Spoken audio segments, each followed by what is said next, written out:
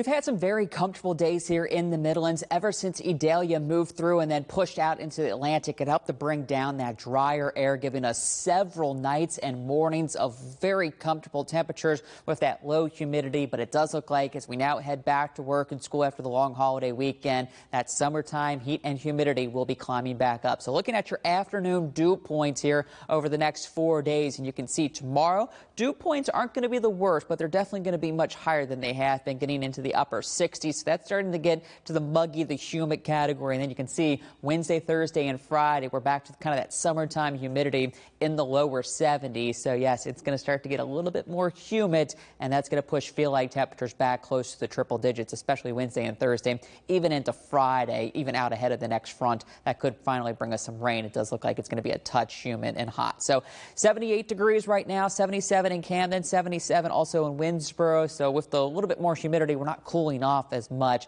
as we have been the past several nights. I think tomorrow morning we only dip down into the upper 60s. So it's not going to be those low mid 60s, even a couple upper 50s across the region. It's going to feel a little bit more like summer. 70 degrees at 8 o'clock. We continue to warm through the 70s, already up to the 80s by 10 o'clock, pushing the mid 80s by lunchtime. So yes, it's going to get hot fast tomorrow. We should be in the 90s through the majority of the afternoon. And the other thing you're going to notice is we're going to have a fair bit of cloud cover around tomorrow. It's not going to be those bright blue sunny skies we've had of late, and even more clouds look to move in later on in the afternoon. But temperatures should still be pushing the mid 90s for afternoon highs. So we have this big area of high pressure. This is what's helping to keep us dry. It's also helping to pump in that heat and humidity. It had been just off to our west, but now as that high slides out into the Atlantic, it's really allowing it to move into the Carolinas. So hot and humid tomorrow, mid 90s for afternoon highs. That high still going to be in control, but it is going to continue to ever so slightly slide off to the east. And as it does, it just continues to help the funnel in that heat and humidity. So Wednesday, hot and humid,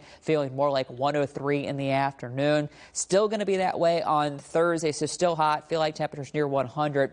But again, here comes our front. That's going to swing through on Friday, giving us that chance for some rain and then maybe help to cool things off into the weekend, along with lingering some showers for Saturday and Sunday. In the tropics, Gert and now post-tropical cyclone Katia pretty much are gone. So we don't have any named storms out there for the moment, because pretty soon we're about to have our next one. This has a 100% chance of development likely in the next couple of days. And then we have another system coming off Africa that has a 50% chance of development. But this is the one we're keeping a very close eye on. That eventually would likely become Lee, and then Margot are the next two names on the list. So we've already had 11 named storms so far, and we're about to start that second column. So yes, it has been a fairly active season. We're just now at the peak of hurricane season, so still got 3 more months to go before we wrap things up. So 90s the next couple days, feel like temperatures near 100, but dry, just a few more clouds. And then our front comes in Friday, giving us a slight chance for some showers continuing into the weekend, but at least temperatures will be falling back into the 80s for most of next week.